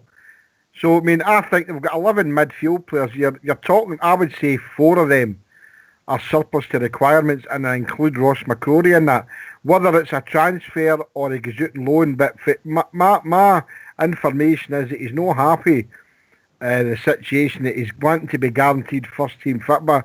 And I said that to you last season, and we saw the interviews that the gaffer gave, and he said that me and him will need to chat because I can't guarantee him first team football, and that's what he wants. So whether it's out on loan, if he goes out on loan, then he's going to have to go. Where is he going to go? He's going to have to go to a championship team. Is he going to get the glory that he wants here? Of course he's no. So I think that's Jimmy, can I just ask you a question? You mentioned, I thought I heard you mentioning that there was some players never got to Portugal. Mm-hmm. Yeah. Who was that? Dorrans. Gresda. Right, okay. Lafferty. I have to see him. I think, to be honest, we've said Lafferty, in all probability, he's played his last game for Rangers. Gresda, the pressure's on him. 100% on him. He's been told. Where have you been? He's been told to find another club. He was well, for God's sake. Where have you been? I heard that Dorrans had been told that. I know you've been doing a lot of arithmetic over the summer. Arithmetic's poor, innit? Seemingly Lafferty's talking to a Cypriot club, allegedly. I'm no surprised Lafferty and Gresda have been told to get other clubs, because for us last season, they came nowhere, in my opinion, any of the two of them. But I'm a bit surprised at Dorrans, to be honest. I thought, another... I've got a sympathy for Graham Dorrans. I've got a lot of sympathy for him. I thought, a good pre-season under his belt, a fully fit Graham Dorrans, get a good pre-season under his belt. He could really add something to our midfield for his season going forward.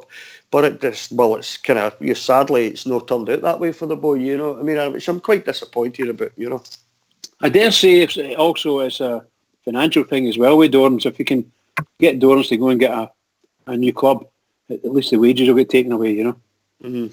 But when you mentioned the midfielders there, you never included Candias. He's got a year to go in his contract. Obviously professionals, if somebody comes in and offers you a 3-year deal, they're going to look at it, aren't they? Oh, because I said that last week, so I did, mate. I think we'd be open to offer Candias, definitely. I said that at the start, Oxy, if you remember. I said about Candias. He'd be one of the ones that I think would go. As much as I like his work rate, and he would go with everybody's best wishes, but you've got to evolve. Yeah. Okay.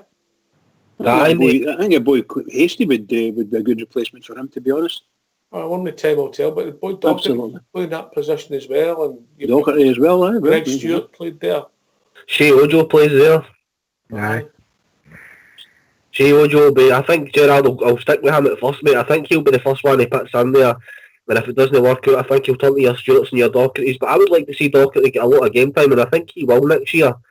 But I think Shea Ojo will be on the right. I honestly do think that. If Docherty's playing in the middle, mate, that means Davis, Jack, Arfield, aren't they playing? No. So I would play Docherty right attack mid, mate. That's where I would play him, because that's where he was good for Shrewsbury. So you play him in the Candice. So you would replace him? You would replace Candice with Docherty? I would play Docherty in the Candice role, mate, behind Shea Ojo. Aye, definitely. Alright, quite interesting. Yeah, that's a good shout. Mm-hmm. I think right attack mid's where he's most dangerous, so it is. I mean, I watched the FA Cup game. I can't remember who exactly it was against, Locks, but that's where he was playing. He was playing in the inside right, not exactly a winger, Ken, where Arfield kind of played for us at the end of last season. I think he's very, very dangerous in there, and he's got a lot of energy, and he's got good work rate, and he's not a bad finisher either, the boy. So I would play him. So Stardug, sorry to interrupt you. If you're a game the Mora, pal, and what would your midfield be then? My midfield, the Mora right now, as we speak. On you go. Aribo, Kamara, and Davis. Right, okay. The Arfield, isn't it, mate? Mate, it breaks my heart, man. But I'm just thinking, like, Ryan Jackson, Arfields, and that. I just don't know. I just think these boys. I just think we're going a certain way, and I think the stealing the ball and getting on the counters fast. I mean, that's what that Joe Aribo's all about. Glenn Kamara's all about that, and I think Davis might play. Him and Aribo might swap next year. Davis could sit further back, and Aribo could go forward, and they can swap it around a bit because Aribo's. I mean, he can play everywhere, that boy, so he can. And it's just up to Bill Davis's legs at the end of the season. But that would be my midfield three to start with anyway. Aribo, Kamara and Stephen Davis. Would that not depend on who you were going to play up front? Well, for instance, if you played I've got Shea Ojo on the right and hopefully Ryan Kent, but if no, I'm talking about who you play up front at centre. If you were going to play, can you just slow down, mate, let the boys answer before you come in, mate? Yeah. Hey, mate, sorry. If you take it, for instance, with Defoe, we were a bit concerned when Morelos went out for the red cards and that, and Defoe was playing. He wasn't so forceful, but Arfield and him seemed to find a wee partnership, and I thought it was a wee nugget of gold with that partnership. I thought the two of them played well together, complemented each other. Arfield scored a few goals, and Defoe scored a few goals, and both made some goals. So I think there's something there. And if you're playing Defoe and you don't have a direct replacement for Arfield, I mean a direct replacement with the position that he plays in, we might have to negotiate that. You know, the manager might have to keep Arfield in there and just choose the players that they're going to play with Defoe. These are the things that he's going to have to do, because I think Arfield and Defoe were tremendous last season. Absolutely tremendous for us. So no offence to what you're saying, I'm 100% agree with you, but we've got to be able to pick our team for the situations we find ourselves in. On you go, Stardog. I'm just going with what we've signed, and I think JFK will probably agree with me here. See for the kind of players the boys we've signed and the way we set up towards the end of the year last year, I think Stevie G's just gone for brute force strength and flare up this year. Well, if you're going to pick for any of the midfields, I mean, you've got Ryan Jack, Glenn Kamara. Do you include Ross McCrory in that? I wouldn't. Rossiter's out. Right. Greg Stewart's come into the equation as well. Scotty Arfield. And obviously Stephen Davis. Right. And where do you put Greg Docherty? And you said what you said there. We know Dorns is out the equation altogether, and Andy Halliday's Mr. Man play anywhere. So you've got a few in there. Your pick for that midfield is good. But I like the way that Stephen Davis played the tail end of the season, but he's played that bit deeper, and it really suited with the way we were playing. Is the gaffer going to go for that again? I don't think Greg Docherty Stardug's going to be in the equation, mate. I think he'll be alone back out. That's just my opinion. Him and three others will probably be left either to stew in the reserves or go elsewhere, and I think him, Rossiter, McCrory will go. Anyway, I need to cut across you there. We've been joined by a great... Oh, he was with us, but he's left us. Sorry, GFK. Denver Bear popped in and popped out. It's a good thing to have the amount of midfielders we've got. You know, some good cracking players You know, so 11. How many do you need? 8 maximum? 7? How many centre midfielders do we have? But because I would class Doherty as an inside right player, so it's like don't class him as a centre mid just for the route. But how many centre mids do we have? Aribo, Kamara, Davis, Jack. Arfield can possibly play up forward or no. You could kind of play him anyway as well. So just for solid centre midfielders, there's 4 in there that I can think of. Because I'm like you, JSK. I wouldn't include Ross McCrory in that either. I think he's a week this year, mate. But I would find it very, very strange if we kept Jake Hasty and loaned out Doherty, if that makes any sense. That does. It does. You know, I mean, for what I've read as well, that the gaffer's quite enhanced by enamoured rather by Jake Hasty. He's made a few good positive comments about him. So that would be ironic for McCrory if Hasty stayed and he was put on loan or transferred. You know, but we've got a good. Centre midfielders there, and it's just how the gaffer wants to play it. And we'll probably see some of that on Sunday coming up with the weekend game and how he maybe intends to set out, because 4 days later we've got the European game, so he's not got a lot of time to play about. So one full first team game, and as Oxia said at the start of the show, we'll probably play 2 teams, 2 different teams. The first team that line up the first half will not be far away for you. I would think so. Aye, I would agree with that. Aye, I would think so.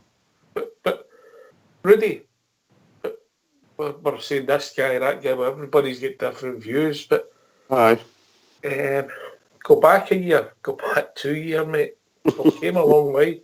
Having a half, it's been a huge turnaround of players, isn't it? You know? I think it all comes down to how Steven Gerrard decides to set up this season. We don't know how that. Is he going to, go with the one up front again? Or did they like the partnership that Bridgman was talking about at Defoe and Arfield? They seemed to hit it off, didn't they? Last quarter of the season. Well, certainly when Alfredo was sitting on the bench when he was suspended, or no, on the bench, suspended rather. So. It kind of depends how he sets up this season for me. I think as far as Candace is concerned, I think if Ryan Kent comes back, which is still a strong rumour that we're hoping to get Kent back for another season loan, I think if that happens, I think that's Candace out the door, because I just don't think we need that many wide players, to be honest with you. By 2 years ago, actually, look at where we've come from in 2 years, a huge turnaround in players. It was certainly up to quality. We're a far better team than we were 2 years ago. That goes without saying. Long may it continue, in my opinion. You mentioned Kent there. We've had a question in for James Palmer on Facebook. He said that Kent's been valued at £10 million. Would you pay that for Kent? Oh, of course not. Of course not. I mean, the money there is just crazy. You look at a boy that went to Crystal Palace for 18, 19 million or something like that. I think he hardly kicked a ball, it's just crazy money. And 10 million for us is a bit too rich. I don't, in all honesty, as much as I like Ryan Kent, I would love to see him back here for another season, because I think he's a right good fit for us, and he loved it. He absolutely loved it being here. He couldn't talk highly enough of the club when he was here.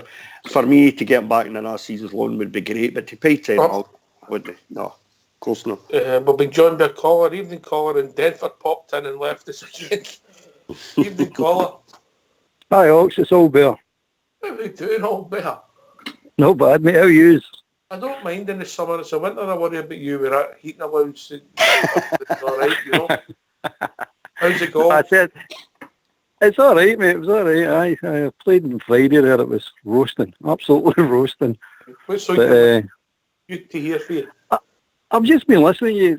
To my mind, these teams there's 6 core starters next year that I can see, and the rest will all fit around it, dependent formations. My 6 are McGregor, Goldson, Tavernier, Davis, Kamara and Arfield. That's your 6 core players. The rest all fit around that, whatever formation he wants to play. Reasonable point of view, Bridgman. Yeah, but I think we've actually been hinting towards that. There's a certain number of players that the manager will trust and feel easily he could put them in and they'll do anything, and he'll target them. We just need to put the polish on it. Which really good player that we've brought in, where are they going to fit in? and how it's going to take some time for the manager to work that out right enough. But yeah, I'll bet Ian's right. He's absolutely spot on. You know, you're going to have a core number of players in your team that you will always pick, and you trust them with your life, and they'll bring the rest of them on, no matter who you put in. JFK? 100% all there. You need that 6, maybe 7 players who you can rely on every game, and you build round about that. And the players he's mentioned there, can't argue with that. And that's the way that we've always played. You know, that you have the stalwarts, we'll call them, your team, who are there every game, and you bring others in to try and enhance that. So I can't argue with all Bears' choice there. Definitely, good shout, mate. Good shout. Also, see the Barisic one. See the Barisic one. He's 6 feet. Does anybody? I mean, I can't remember this, but he's 6 feet or so, over 6 feet tall. Does anybody remember him heading a ball? I've never seen that guy heading a ball. Do you want the straight answer, Albert? Aye. No. It's strange, isn't it? It's a strange one. It's a good point you make, Albert. I think you remember, Ian, that Lee Wallace was 6 feet as well. And he never headed very many balls either. No, but what I'm thinking, Bridge, that Barisic came with a big bandage on his napper. No, I mean, I'm thinking there's something wrong with him. That he's still a wee bit dubious about his head injury. I mean, it might be something like that. I don't know. Maybe I'm talking crap. Right. But Some of the boys were saying it earlier on. That there's a distrust that he's actually going to turn out to be as good as we saying he is now. I'm saying it anyway.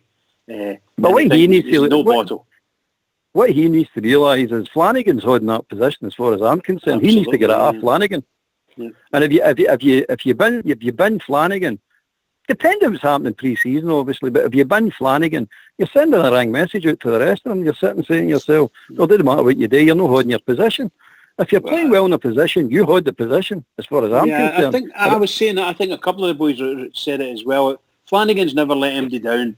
He's been really good, really dogged. You saw some of the tackles he was putting in the last few games there. Really, really good tackles and hard tackles right in there, winning the ball. Makes a big difference, of course, you know. Barisic isn't winning very many tackles, and he's got to get that sorted.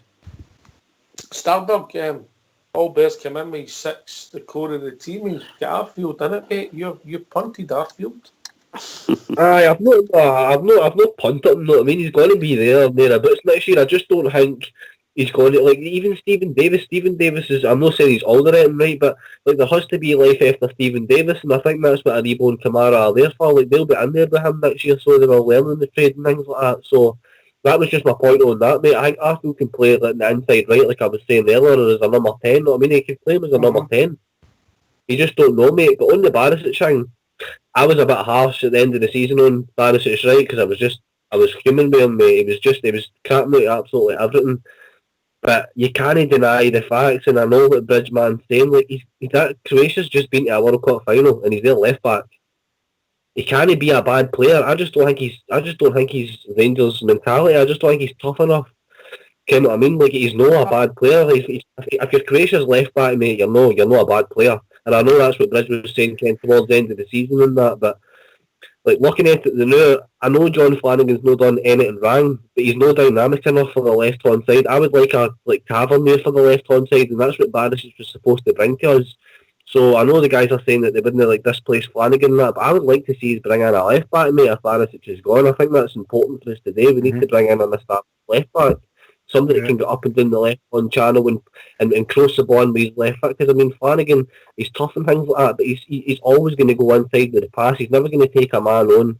It's just he is tough in that, but he's just like, he's not a chink in the chain either. It's just, it would be a shame to have Tavernier on the right and whoever in the right with Ojo or whatever, and then you've got say Kent on the left, and there's just Flanagan there who's just solid and nothing else. I would like to see a player bombing forward past Kent and things like that and getting the ball into the box. So I would really like to go and buy a left back, mate. I think that would be very important for us if Barisic is gone. Can I come in here? One at a time. We'll do it, babe. There's something in the back of my mind telling me that Barisic might just get an air crack at it next year. I don't know, boys. You got one in right. On you go, JFK. Mal Ross on Facebook has just put a team he would play. So we're playing tomorrow. He says, Jimmy, this is the team I would play. McGregor, Tavernier, Golson, Katic, Barisic, Davis, Kamara, Stewart, Jones, Morelos and Ojo. But he's dropped Arfield as well. Yeah.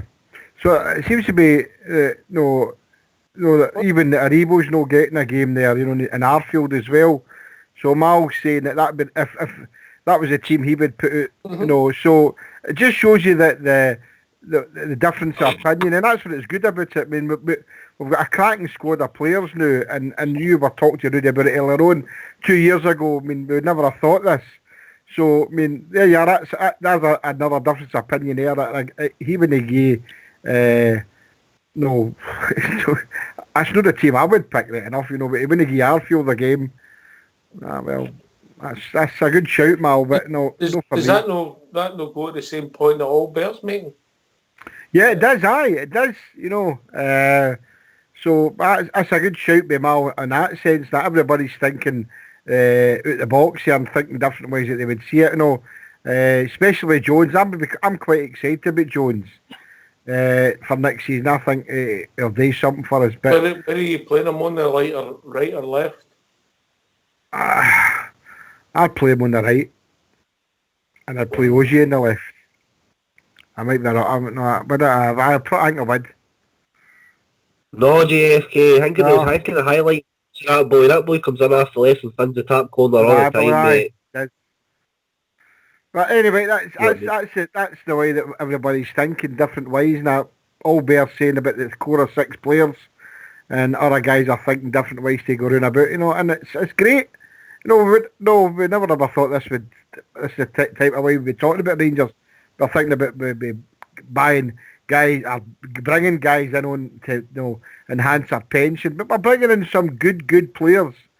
So, and that's what's good about it. It's a great squad. We're bringing in good players on paper, mate. We're still to see them week in, week out. Yeah, I know that. That's a good point. That's a good point, guys.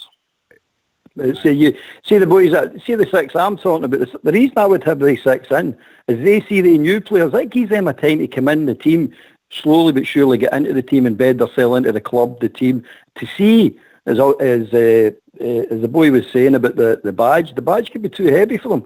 But you need to find that out. The proof of the pudding's doing it on Ibrox and 50,000 or screaming and a smelly St Mirren Park on a Wednesday night and it's raining and you're 1-0 down with 15 minutes to go and you're going, pull this round, we want a victory here. That's what's going to count. And that team that I'm saying is the team that he's going to rely on for victories and to get these boys into the team. And let's see what we've got. At the moment, it all sounds good, but I'm not that excited about the boys that we've signed. But I'll be honest with you, I'm not saying they're bad players, but I'm not excited till I see them. Once I see them, then I'll get excited. Can I come in and Alex here? Yes, mate.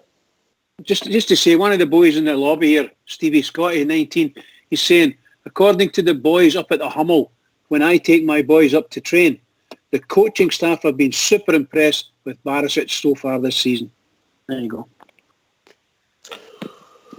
Is he going to do it though? I'm just saying this about so far in the season. So we don't know. But I would imagine that they've seen him at his worst because they see him all the time. So maybe this season, maybe a bit training behind them and a good international run as well. Let's hope so, because the boys. Oh, absolutely. Let's hope so. I hope they're all knocking the manager's door for a game. Doing it on a training, when you're sitting, you've got the sun in your back. Portugal is one thing. Doing it in a winter's night and a Wednesday night up at Pittodrie is a completely different thing. see, my old bear was saying, when you think about it, ideally, what you're looking for is a core to carry you through it, and you have a core up the middle. But if you can get your 4 defenders, your goalkeeper, your 4 defenders, and 2 major midfielders and a striker, so you're talking about maybe 7, 8 players. That's the core of your team. Those are the ones you'll depend on. Some of them will fall out through injury and whatever, drop of form, but they're the core. That's the core of their team, and you can build on top of that, and they will bring everybody through. That's what I thought that Bruno Alves was going to give us when he came. I thought he was going to give us that core. He would lead from the defence and lead that through and see what we can do. and we only saw probably a quarter of his best. Glimpses. Oh, Bear, you made the point about your core, and a lot of people haven't mentioned the guy in their team, in their starting 11. Arfield, for me, at the back end of the season, he was a guy that made us tick, along with Stephen Davis. Absolutely, mate. Absolutely. I thought Arfield, when they won his right position, I don't know if it was an accident how they won it or whatever, but they did find it, and when they found it, the guy's a different player, a different animal altogether. He looked really clever, intelligent, didn't he? His movement was great. Fantastic, mate. It was absolutely fantastic. I mean, I was a bit disappointed at the beginning of the season. I'm going, well, he's not a bad player, and he's tough, and I like that. He's a tough player. I went, he's not bad, he's all right. But once you get into that other position, that more advanced position, different player altogether, man. I was really impressed with the boy. But see that team that I was mentioning, right? That team that finished the season, the back end of last year, that's the team that I say would win the treble this year. The other boys have added to it. Now, they all hit the ground running, and they're the players we think they are. They've yet to prove it, but the players we are. Treble's no bother to me. That's such toffee to me.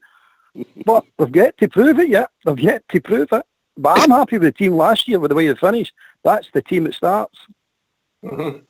You were, I know we can't turn back time, but right up to the death, you were very enthused and just waiting for the results, which nearly went their way, really. It wasn't a kick in the ring off it, Ox, to be honest with you, because I'm sitting looking at them and they're jammy so-and-so's over there, saying that's it, you know what I mean? Minute goals 4 times, and yeah. But they got through and they done it, so I'm not going to sit and greet and spilt milk and all that nonsense. That's dead and buried, that's gone. No, it's new. Time's now. And see, what we need... sorry, mate. We don't sweep anything under the carpet. Well, true. True. But next year, what I'm looking for, right for the day one, right for the first whistle of the league season, is every point is a prisoner for Rangers. They're our 3 points. That's the way I would tell my team. They're our 3 points, and they're here to try and grab something off us, and they get nothing. Absolutely nothing. Home and away. They're our 3 points. We want the 3 points. I think it's important we get a good start. I mean, we took, 5 points out the first 8 last season, minute, with 2 last-minute goals. Many seasons as it now, we've started the first game of dropped points. It must be about 3 or 4 seasons of trot now, the first game of dropped points. That can't happen this year. What's that, mate? 2005, mate, we won the league after we drew away at Aberdeen the first game of the season. It's just, is that consistency we need to keep up this year? And I know, I wasn't disagreeing with you there, mate. I wasn't disagreeing with you there at all. I'm just saying, it's got to be the consistency all through the season. I think we need to win the first 5 games, mate. So I've seen the fixtures. I think we need to win the first 5 games. I think that's a must. Fair comment. I mean, you can't pick and choose where you drop points. It's not done deliberate, but I think the last-minute goals at Aberdeen and Murrable this season could have been so different if they goals hadn't been in. I just think that momentum you lose sometimes. Well, you look at the last-minute goals we lost against Hibs and running into the end of the year and stuff, you know. I mean, we shot ourselves in the foot last season. There's no getting away from it. Albert's right, you know, that title was there for the taking last season. And you know, Starduck's saying, when we all said it last season, the lack of consistency cost us. March last season was an absolute abject failure for us last year. I thought it was a terrible month. But, you know, consistency is the key. You know, you have to keep these wins, even if you're not playing well. You've gone for the full 90 minutes and get that win, or even some nil win. If that's what it takes, that's what it takes. And we couldn't seem to do that last season, you know, until we got into the last, 6-7 games of the season when we started playing well, you know. Up to that point for me, we dropped daft points all over the place. Get beat away to Livingston, you know, drawn with 10 men up at against Dundee, Dens Park. We couldn't beat them. They were down to 10 men and stuff like that. That can't happen this season. That's just not acceptable this season. Simple as that. I mean, our first games, guys. I mean, I've got 3 home and 3 away. First 6, you know, innit? Kilmarnock game, some people are trying to make it's going to be a difficult game because they kind of had the the Hex eras last season, but I don't believe in that. And then we play the Spoon Burners after that, and then St Mirren, and then it's the Puddle Drinkers at my own place, and then the week after that, well, it's not the week after that, it's the international break, isn't it? We play Livingston at home, and then away to St Johnstone. So, come on. If we're not capable of beating this shower, get myself all muddled up here, then we shouldn't be there. One game at a time. One game at a time. But one game at a time. But looking at it, last season it was a disastrous start of the season, and we've got a chance to put that to bed, you know. And if we can come up against the Puddle Drinkers, be winning 3 games, and then playing them at Ibrox, then that'll do for me. And then that's when it'll sort the men for the boys. You know, so they'll like the boys, we like, you know, whatever. So I'm quite happy with the first 6 games. First 7 games, we play the Sheep at Ibrox at the end of September. So one game at a time, as you said, Albert, but it's good. It'll be good to get it going, you know. So I'm quite happy with the way the fixture list is panned out anyway. Definitely. If we progress in the European ties, I know, Jimmy, it's going to come fast and furious again as it did at the beginning of last season, isn't it? You know, so maybe the big squad's what's needed to get through the European ties as well as the league games that are going to come thick and fast as well, you know. Do you guys out there think that that's going to be a major factor in us winning the league this season, Europe? Do you think it was detrimental last season? I think it might be cost us. You think when the 9 men we went to Parkhead and we were flat on the Sunday, and we got to the first half, the run of the Tappies. Aye. And we just got a foothold in the game when Ryan Jack was fouled and they broke away and scored. And I thought that 9 men at Ufa maybe cost us a point there, and obviously that's a 3-point swing. But when you look back, I think we done it last year. We looked to see if there was some effect in where we were and where we should have been. The last minute goal against Aberdeen, the last minute goals against Motherwell, the last minute goal against Hibs, the draw with Dundee, you can't blame Europe in that. No. These are the unforgivables. The unforgivables. Exactly. These are... Come in there, Rob. Aye, on you go, Starter. I was just going to say, mate, I think discipline was a big part to play in our season last year as well, and I think it was interesting when I'm glad you mentioned that, but we'll talk about that as the week goes on, if that's all right, yeah? I was just going to say, interesting when JFK mentioned international break and all, mate. I don't play the second time, but after we beat Celtic in December, mate, I think we lost a lot of momentum after the international break as well.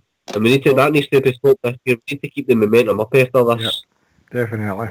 I think there was a whisper that we might have worked too hard in the camp when we went away in January, and we took much into the legs, and then we didn't start well against Kilmarnock, but we also made the mistake of starting both Defoe and Stephen Davis no match fit, and I think the managers learned for that all better. Okay, definitely, mate. It's a big learning curve, and I think he's learnt his lessons well, to be honest with you, as the team should have learnt their lessons well as well. But I'll tell you, my priorities this year is the League Cup, League, Scottish Cup, Europa Cup, in that order. I want the League Cup. You win the League Cup, you can win the treble. I want the League Cup. I want the league. Then I want the Scottish Cup. Then I'll have the Europa Cup to finish the season. Half a wee away trip for myself. No, much, but I like it. That's what I'm saying. I'm serious, I mean, that's what I'm expecting. Nothing less will do for me. That's what I'm judging as own. Right, we're not going to win them or say we don't. But come on, you've got to aim high. You've got to say to yourself, we're in it to win it. Yeah. Well, I can understand what you're saying that, but I mean, my thinking in it is I want to win the league, and everything else after that is a massive bonus. For me, it's a league. It's a be-all and end-all for me. And as I say, if we win the League Cup, nice. We win the Scottish Cup, brilliant. But if we win the Europa League, brilliant. But I'm only thinking about win the Championship, stop 9 in a row. Stevie G, we need to have you here next season. That's all I'm thinking about. So, I mean, I'm more thinking over and above that. everything else is a bonus for me. League, a lot of people say to me in the last few days that would you forfeit the Europe for the league? Yes, I would. And a lot of you will probably disagree with that. I know Steven Gerrard disagrees. You know, he says no, it's a priority as well, being in Europe. But for me, I would rather win the league. Europa League doesn't mean nothing to me now. It might further down the line in years to come, but for me, it's got to be the Scottish Championship. Jeremy, I'm with you 100%, mate. CVT, you give me the choice right now, it would be the league or everything. I don't care about the rest of them. Yeah. You know, they can have it. If the league title is the one for us, that's the one for me. And I agree. Can I come in now, sir? Can I come in on that, Oxford? On you go. I was just going to say, obviously we don't have a choice. Everybody's finished. Oh, sorry, I do apologise. Sorry, Rudy. No, you're all right, Bridgman. I was fine, mate. You go. But, I mean, obviously we don't have a choice. I would like to say this. Rangers get onto a football park, I want them to win. I want them to win everything. Every game, every minute of the game, I want them to be winning. And if we win trophies during that time, fantastic. The second part is, if you have got the choice, obviously, I would want to win the league. Obviously, because it means so much, the other things. But I want to win every game, I want to win every competition we're in, and why not? Why not? Pie in the sky sometimes, but seriously, we have to approach every game with a winning mentality. Let's go and do it. Keep it going! Bit early for that, Rich. Bit early. Oh, that's the way I'm feeling. The old UEFA qualifying rounds have became the new pre-season standard. They have indeed. They have indeed. I'm looking forward to them so much. I can't wait for them. Is it St Joseph's or somebody else we can get? Have they played yet? Do you can? Tomorrow night, 5:45. Is it tomorrow? Aye. I might tune in. That'll be interesting. So but I would expect us to qualify this year, definitely. But I'm 100% with JFK, mate. I would love that Celtic team to be forever remembered as a team that never won 9 in a row. Because 8 goals for nothing, mate. If you don't do the 9, 8 goals for nothing. So they'll just be a laughing stock. I think that game's on BBC Alba 2 tomorrow. I'll be tuning into that. What one's that? That game, BBC Alba 2, it's on. Oh, St Joseph's versus whoever. I think I've got that beamed into my ducat. At least you see what I've done there, Albert. Sitting here thinking to myself, what's BBC Alba 2? see, guys, I know you're laughing at it, but I was reading the day, and you know, no that I don't want to go in serious. I'm only going to go to 2 of the friendlies, right? At Ibrox, but the puddle drinkers. Call yourself a supporter. No, hey, you better believe it. The puddle drinkers don't have any friendlies after the Mora. Right? And that's what I'm saying about a bridge too far for us. I mean, we're going to play 4 friendlies in between all our European games. And before, no. Me personally, I don't think it's necessary. I think 2 games would have been adequate. So they're putting all their eggs in the one basket and saying we don't need to play any more friendlies. They've played 3 against Donkeys away from home in Austria, and I say they played the last one tomorrow according to the papers. But we're playing 4 Sundays in a row. I think that's too much, guys. What do you think? Well, just had that thought. You've got 2 hours to kill tomorrow night. Okay. I can't believe where the time's went, Bridger. Well, what can I say? I mean, seriously, it's been really good. Yeah, just a couple of wee things.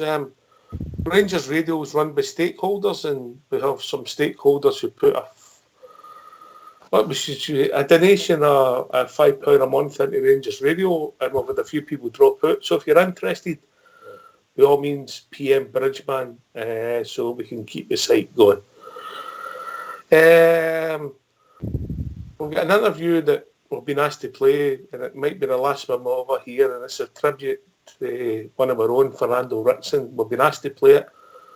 So before we finish the show, please go and mute, lads, and we'll hear Fernando. I think I surprised a lot of people, especially the medical department, but not myself. They gave me half a year to 9 months. 6 years later, I'm still here and still fighting. I told you before, I'm going to beat this, how impossible it may seem.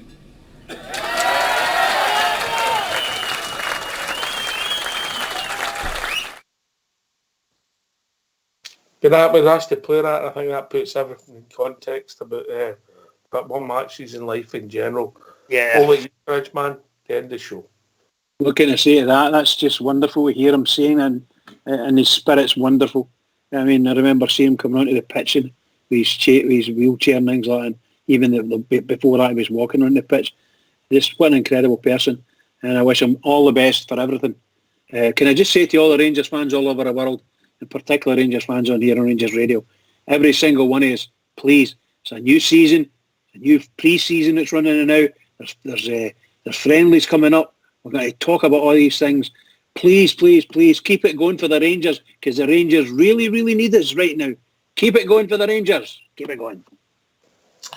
This has been Rangers Radio. And I thank all the callers who took the time to join myself, JFK and Fox on the panel this evening. We'll be back tomorrow night between 9 and 11, talking about all things Rangers. Take it away, Old School Blue.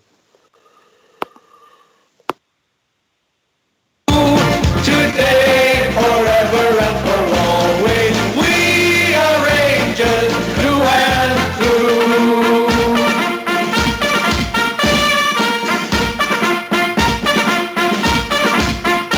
Well, the legends come and the legends go, but Rangers live on just the same.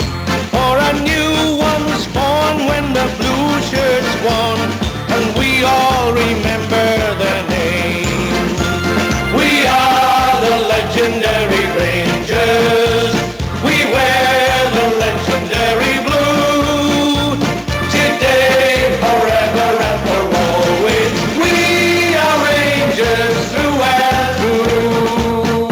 And there is no doubt what we're all about when we face the world and say, bring it on some more, 'cause you know for sure that we don't do walk away. We don't do walk away.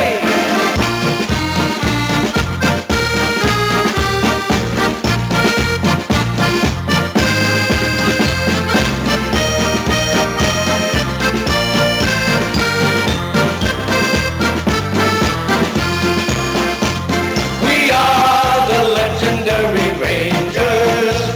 We wear the legendary blue. Today, forever and for always, we are Rangers through and through. We are the legendary Rangers. We wear the legendary blue.